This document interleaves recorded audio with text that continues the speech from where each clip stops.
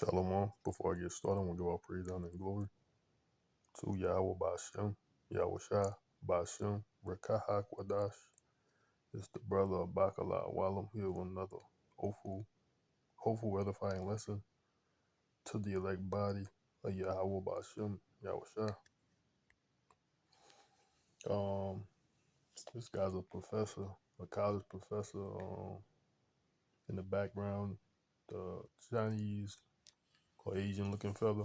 He look like he's from China, Moabite. He's going to tell you basically the condition of America, and it's in the condition of collapse, which basically I'm going to go ahead and get that precept, Jeremiah 51. It says, just the book of Jeremiah 51:7, it says, Babylon has been a golden cup in the Lord's hands, and the Lord's hand that made all the earth drunken. The nations have drunken of a wine, therefore the nations are mad, right? So basically he's going to tell you that, right? Babylon has been a golden cup in the Lord's hand that made all the earth drunken. The nations have drunken of our wine, therefore the nations are mad. That wine is democracy, their philosophy, their way of life, right? Which is basically democracy in a political standpoint, right? Verse 8, Babylon is suddenly fallen and destroyed. Howl for her, take balm for her pain, if so be she may be healed. We would have healed Babylon, but she is not healed. Forsake her, and let us go everyone into his own country. For her judgment reacheth unto heaven, and is lifted up even to the skies, right? So Babylon's in a fallen state, and basically he's gonna give you examples of this, and it's more or less a cycle that all empires is more or less, like he said, the cycle of life, more or less a cycle of life. Every empire must end, and that's true. Even according to the Bible, because the only kingdom that's promised, an everlasting kingdom, is the kingdom of Yasharallah, the kingdom of the Israelites, right? That's the only kingdom that is written to be a perpetual, everlasting kingdom. So here's this video. American empire will collapse next 5 to 10 years because it is overstretched, too much debt, too much corruption. So he says it's overstretched, right? Meaning what? Still in the book of Jeremiah. I think it's 46. He says overstretched, right? So it's more or less, it's past its bounds, right? And also America, Babylon the Great, Edom, Babylon the Great is also synonymous with Egypt. He says overstretched, right? This is Jeremiah 46.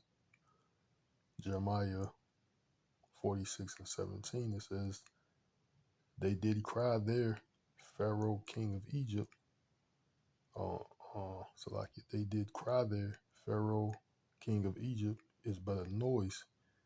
He hath passed the time appointed, right? Moreover, I could just start at verse 14, right? Jeremiah 46:14, it says, declare ye in Egypt, and publish in Middal, and publish in North, and in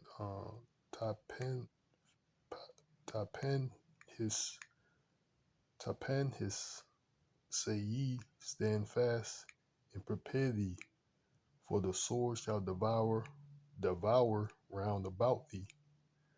Why are thy valiant men swept away? They stood not, because the Lord Yahawah did drive them.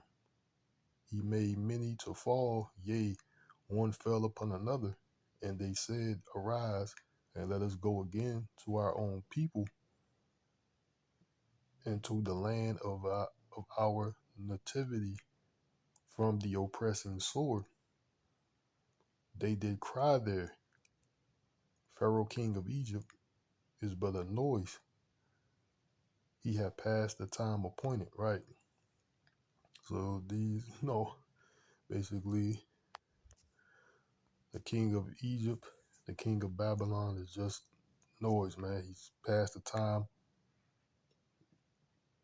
He has passed the time appointed, right?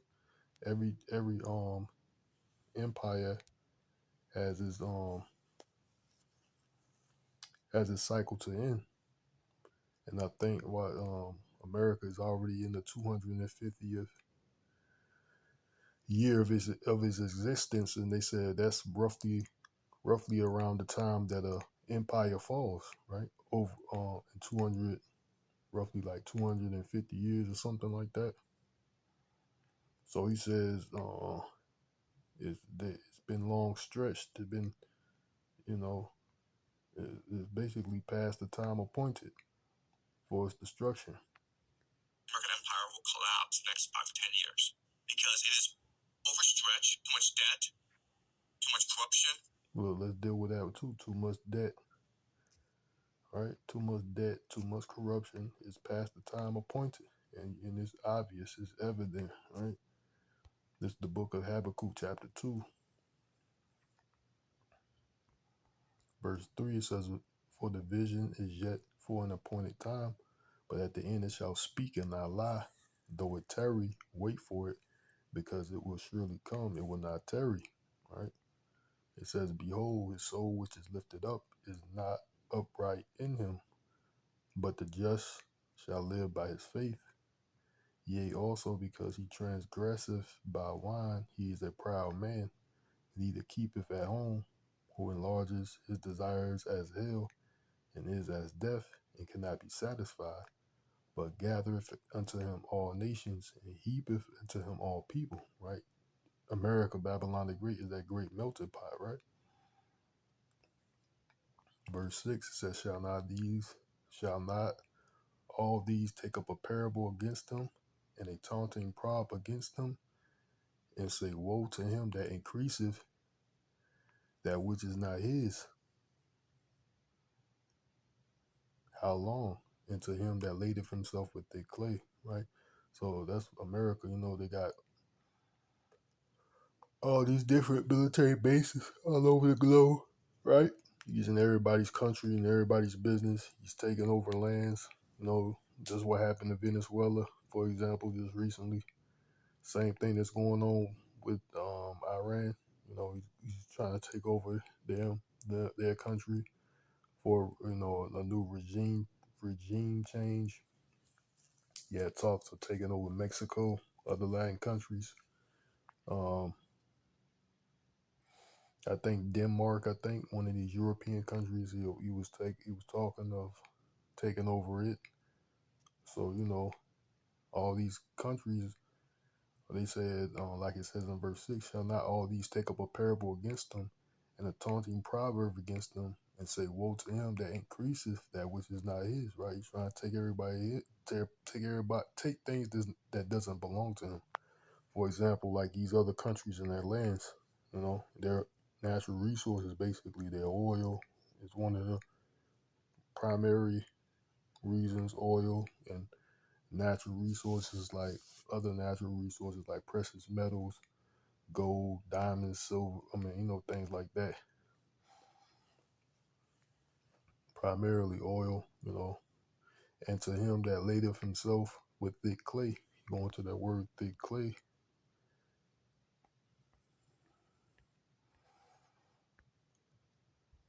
That word thick clay says heavy debts, right?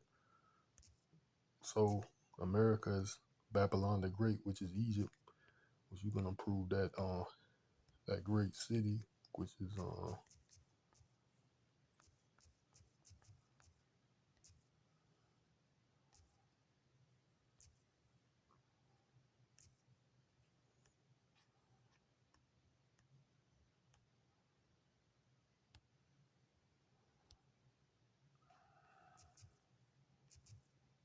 prove that America and Babylon and Egypt is the same. It's meaning the same thing.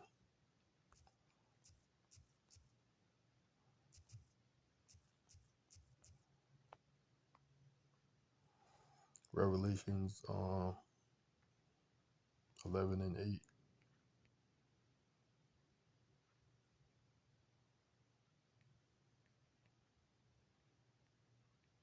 It says, "And their dead bodies shall lie in the streets of that great city, which is spiritually called Sodom and Egypt, where our Lord was crucified." Right. So that great city, Babylon the Great, is also known as Egypt. Egypt just means uh, uh,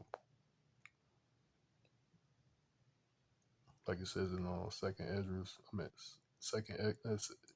Like it says in Exodus, the second chapter. Uh,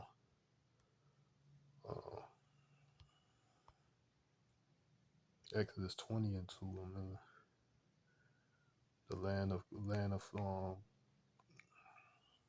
just get the house of bondage. Right.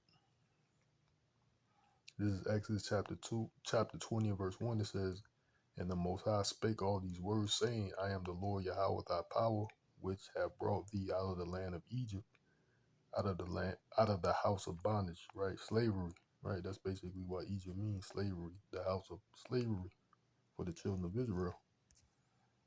So, just to prove that, that's what that meant. Right. So he says, so that's why I said when I read out of Jeremiah 47, Egypt.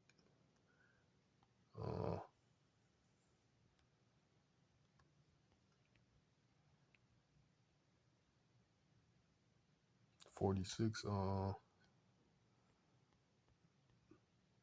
they did cry there, Pharaoh, king of Egypt. Jeremiah 46 and 17, it says, "They did cry there, Pharaoh, king of Egypt, is but a noise. He had passed the time appointed." Right. So this is the same thing. You know, he would say that it's long stretched, it's full of corruption, it's in heavy debt, it's in major debt. It's talking about Babylon the Great. American empire will collapse in the next 5 to 10 years because it is overstretched, too much debt, too much corruption, too much inequality. It's in too much debt, and it is really angering the entire world. It's basically unifying the entire world against it right now. Say empire. So it says it's basically unifying the whole world against it. We just read that out of Habakkuk chapter 2. It's unifying the whole world against it. We're going to go back to Habakkuk chapter 2. Read that again.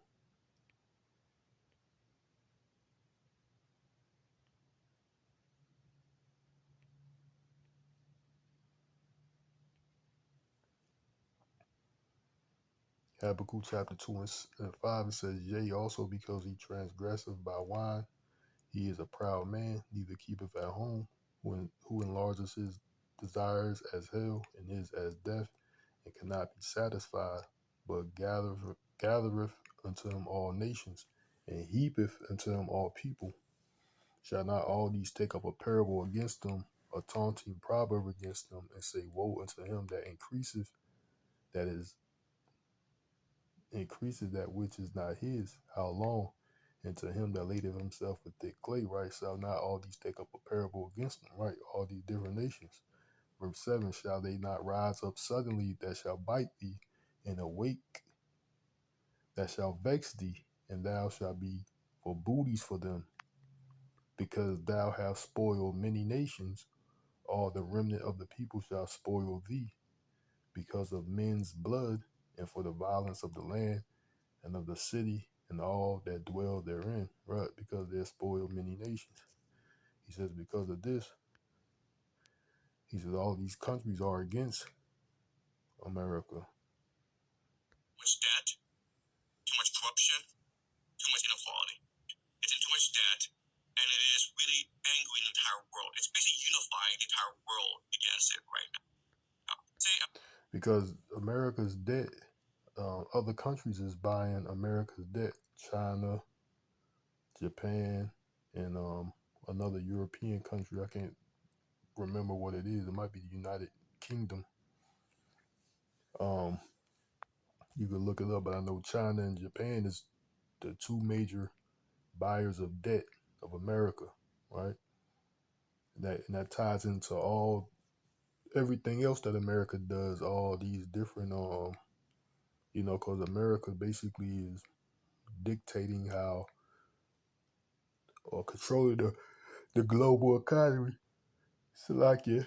And whatever decisions it makes, it has a ripple effect or some type of effect, cause and effect in the global economics, right? And for the most part, America is controlling it, and they trying. That's why all these other nations are trying to make changes. Like that's why you got the BRICS nations. That's why other nations are doing other deals with other countries now, and more or less trying to fall away from the dollar. You know, that's what that's all about. That's what that's all about. And like he said, these nations are unifying together because of because of America because of America's dealings. Too much inequality. It's in too much debt. Too much corruption, right? That business, their business aspect is corrupt. Globally, it's corrupt. Too much inequality. So that's unifying these other nations against America because they see the corruption, the hypocrisy, right? American empire will collapse next 5 to 10 years because it is overstretched, too much debt, too much corruption, too much inequality. It's in too much debt, and it is really angering the entire world. It's basically unifying the entire world against it right now. So it's unifying the whole world against it. Now, to prove that, we're going to go to Isaiah, the book of Isaiah, chapter 14.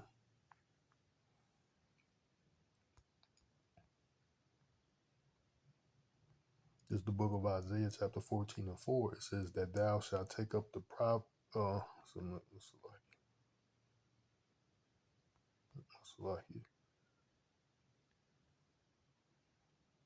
Isaiah 14 and 3, and it says, and it shall come to pass in the day that the Lord Yahawah shall give thee rest from thy sorrow and from fear and from hard bondage wherein thou hast made to serve, right? So like I was pointing out, Egypt just means the house of bondage, right?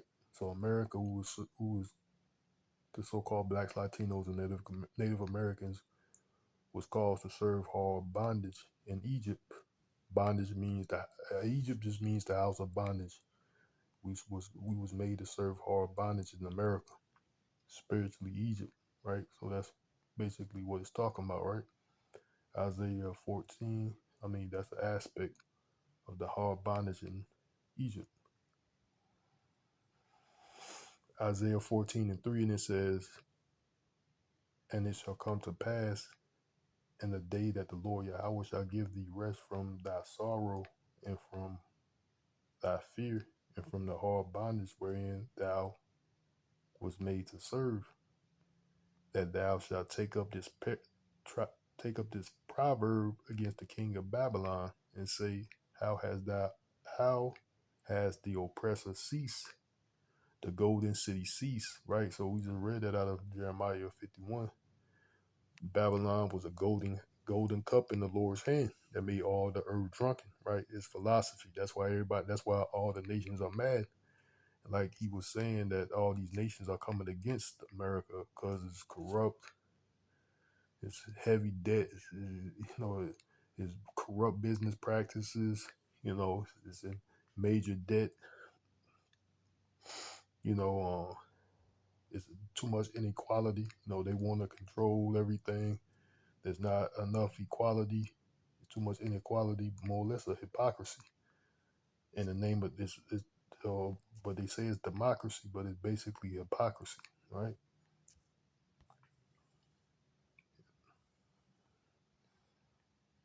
Uh, Isaiah 14:4 says that thou shalt take up this proverb against the king of Babylon and say, how has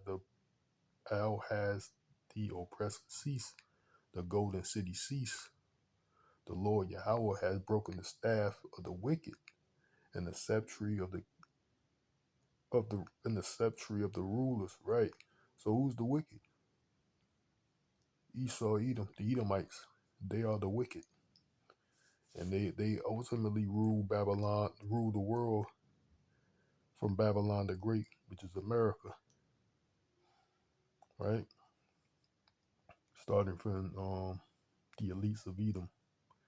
Verse 6, it says, he who smote the people in wrath with a continual stroke, he that ruled the nations in anger and persecuted Salakia. He who smote the people in wrath with a continual stroke, he that ruled the nations in anger is persecuted and none hindereth. Right. So it's talking about Esau, Edom. Right. He's smoking these nations with a continual stroke. He ruled the nations in anger. You see that, right? What's going on even to this day? That's what's going on. That's why he's taking over these lands, increases that which is not his. He spoiled many nations, right? Uh, he ruled the nations in anger. Verse 7 says the whole earth. Let me see. All right. The whole earth. Let me see. I can jump down.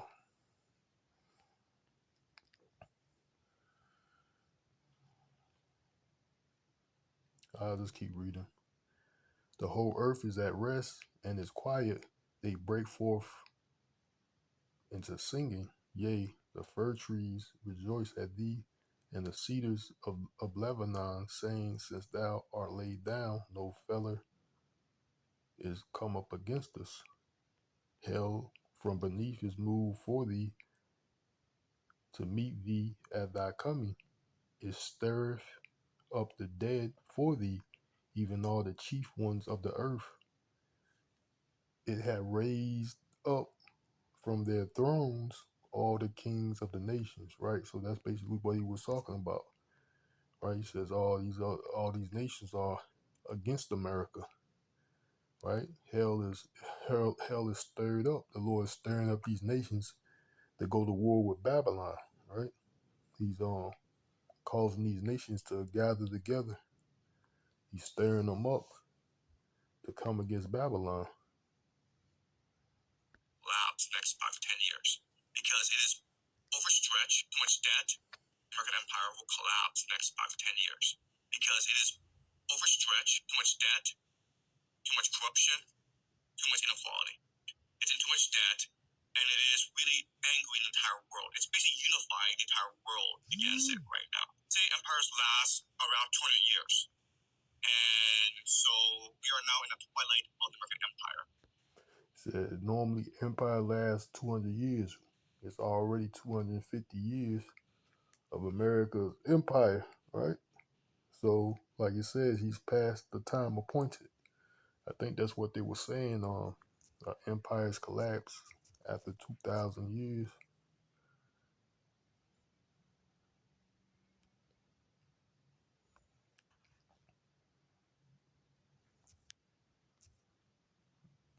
Does empires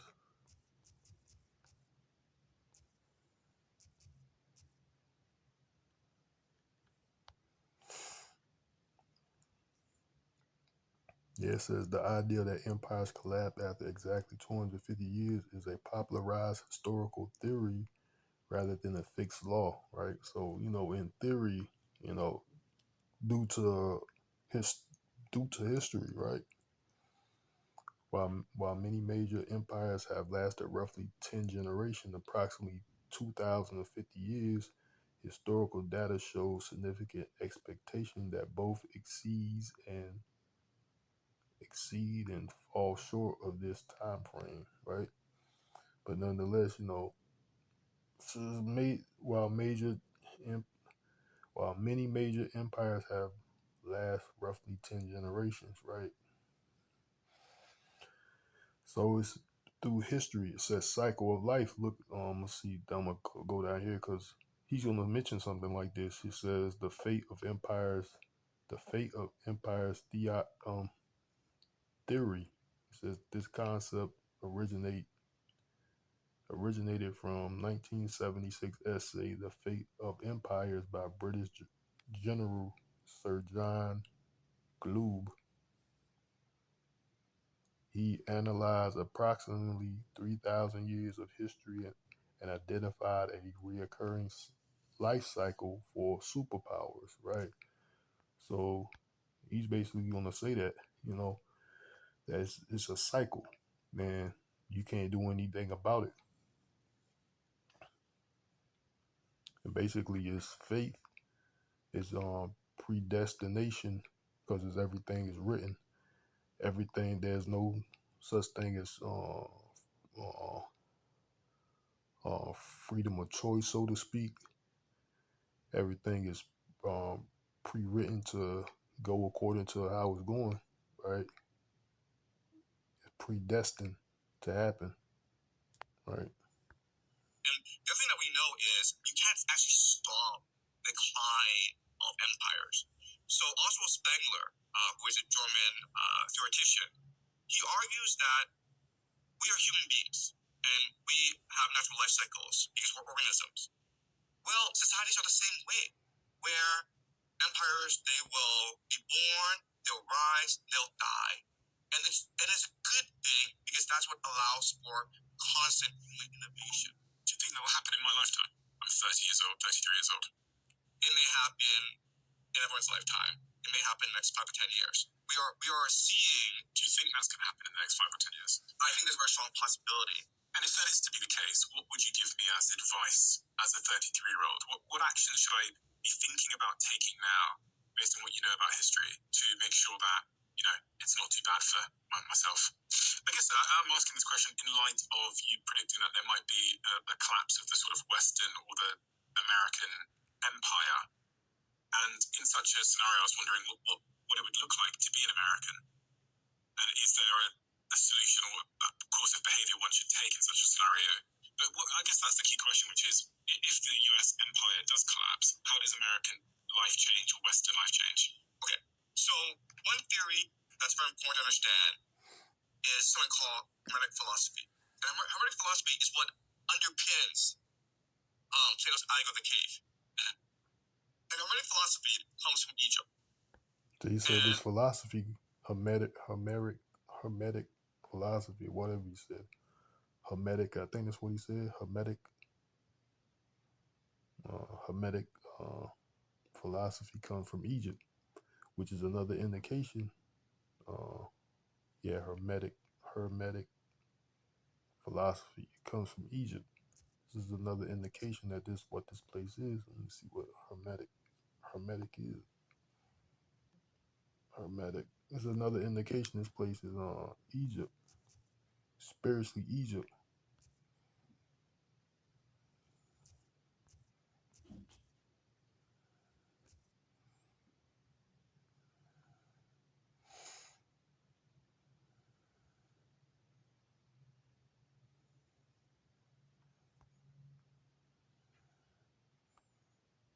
Let's see, hermetic philosophy.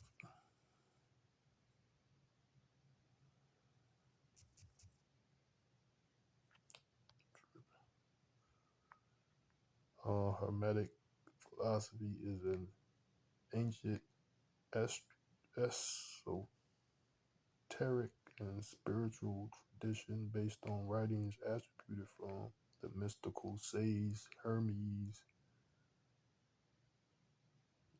Trismegistus. The synthesis Hellenistic philosophy, Egyptian mysticism, right? So Hellenistic Greek philosophy. When the Greek they took over he took over Egypt. I think it was the Ptolemy, one of the four emperors. I think was Ptolemy. I can't remember which one it was. When they took over Alexander's four generals. I think Ptolemy was one of them. He took over the section of Egypt, or one of the sections or areas that this general of the one of the four generals took over. I think I might be wrong about this guy's name. One of the four generals of Alexandria took over the Egypt. So basically, still the concept. This place is Egypt. You know, America. One of the this is just an indication that this is also spiritually Egypt, America. And Hermetic philosophy is what underpins Plato's Eye of the Cave. And Hermetic philosophy comes from Egypt. And it has certain principles, but its main principle is that reality is energy, it's vibrations. Okay, so we think of it as material, but material is a consequence of energy, right? So what this means is that reality is consciousness itself. So our thoughts are what's real. Our bodies are just vehicles to experience the world around us, but they're not real. When we die, our souls return to the source, and we come back again. And we are here permanently. And that's basically reincarnation. It's that bodies are not really nothing, because the body returns to the dirt or the ground which it came, and the soul returneth to him that made it. Basically that's what he said. The scripture says that, basically he's talking about reincarnation. He says the body is not really conscious, or your ideas is real, more or less because whatever idea that you got comes from Yahawah, bahasham, Yahawahshi anyway. You don't have free will. The Lord puts ideas in your head to have you do whatever He wants you to do. Uh,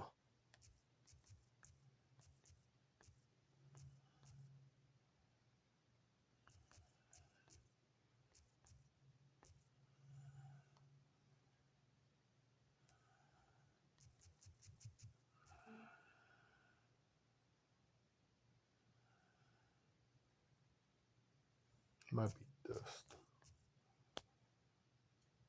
Yeah, Ecclesiastes 12:7, it says, "Then shall the dust return to the earth as it was, and the spirit shall return unto the Most High who gave it." Right. So basically, that's what he's talking about, right? Your body shall return to the dust. Your body then shall the dust return to the earth. It's talking about your own body, right? And the spirit shall return unto the Most High, Yahawah, bahasham, Yahawahshi, who gave it, right?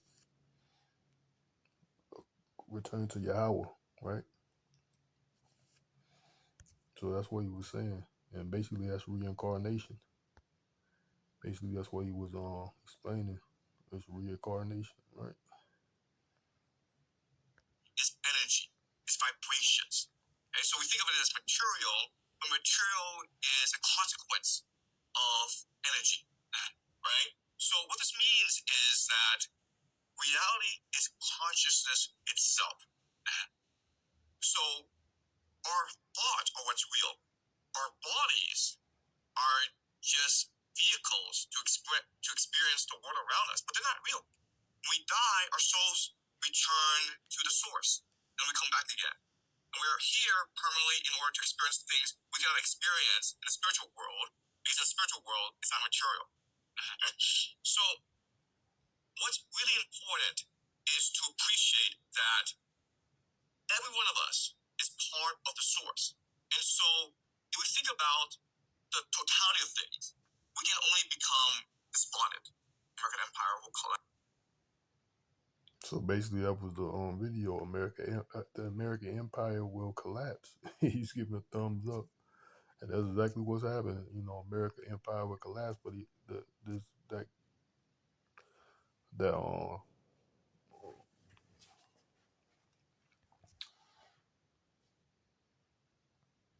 the professor in the video, yeah, he was saying a whole lot there, because he got some knowledge, worldly knowledge, and all these different philosophies, more or less, they originated from the Bible. Then these heathens just you know, twist the truth, and they add and took away from the truth and made these different philosophies and sayings and things like that. That's how they came up with whatever theology that they more or less it originated from the Bible. They just twisted it, you know,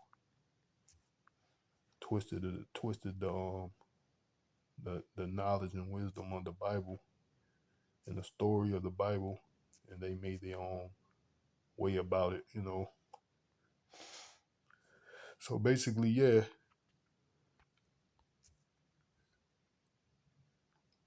America, Babylon is great. It's fallen. It's past appointed, the time appointed, because it says traditionally, by